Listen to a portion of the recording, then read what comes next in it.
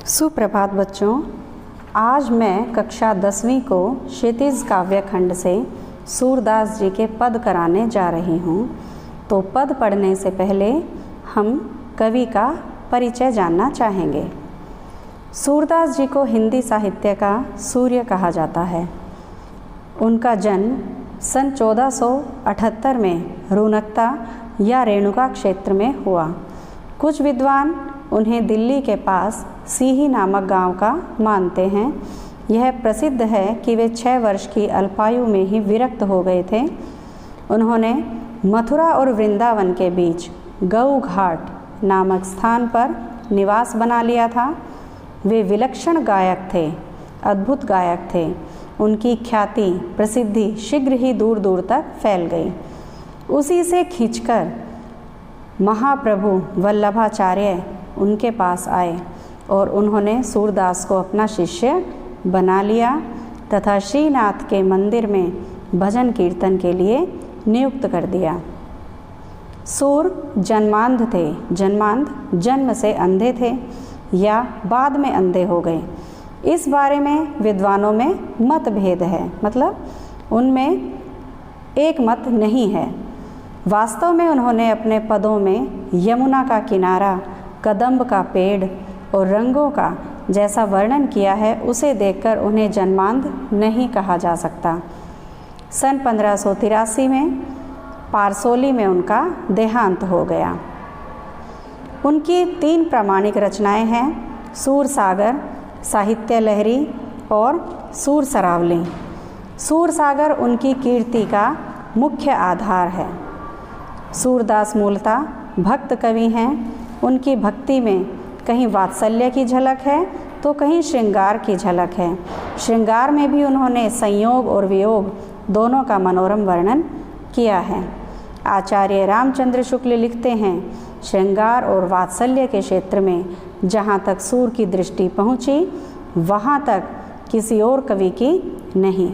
उन्होंने कृष्ण के शिशु, बाल, किशोर और तरुण रूप की अनेक झांकियाँ प्रस्तुत की हैं। सूर का सारा साहित्य गेय है, मतलब गाया जाने वाला।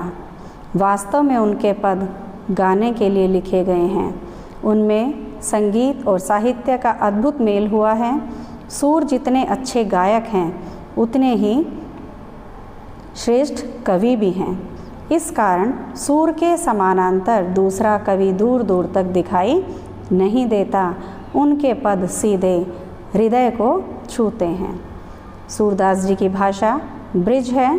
उनके पदों में अद्भुत मिठास, मधुरता और कोमलता है। उन्होंने उपमा, उत्प्रेक्षा, उदाहरण, दृष्टांत, रूपक आदि अलंकारों का अत्यंत मनोरम प्रयोग किया है। अनुप्रास तो उनकी हर पंक्ति में बिखरा पड़ा है। सूरदास जी सचमुच ही सूर्य हैं। अब जो हम पद पढ़ने जा रहे हैं, उन पदों का सार देखिए। सूर के पदों में श्री कृष्ण के प्रति गहरा अनुराग प्रकट हुआ है। वो कृष्ण भक्त कवि थे।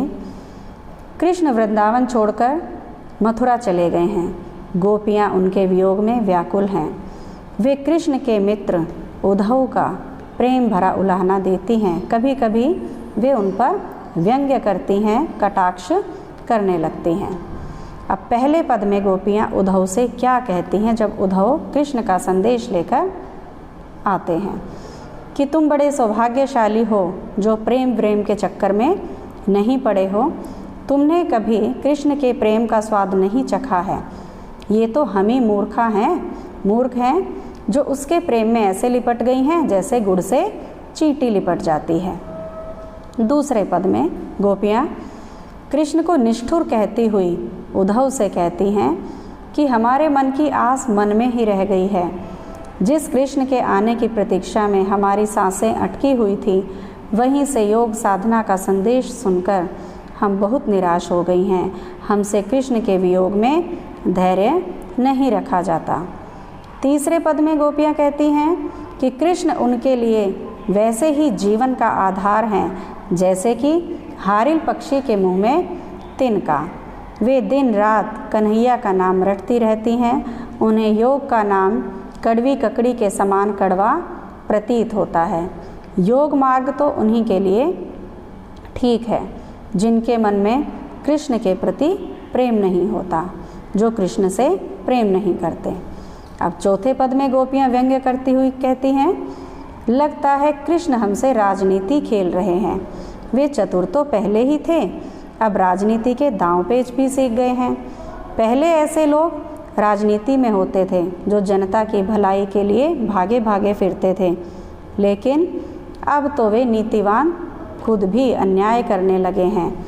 वे हमें योग मार्ग अपनाने की बात कहते हैं और हम पर अन्याय कर रहे हैं। कृष्ण का यह व्यवहार राजधर्म के विपरीत है। तो बच्चों, अभी आपने जाना सूरदास जी के बारे में और उनके पद हैं जो उनका सार जाना आपने।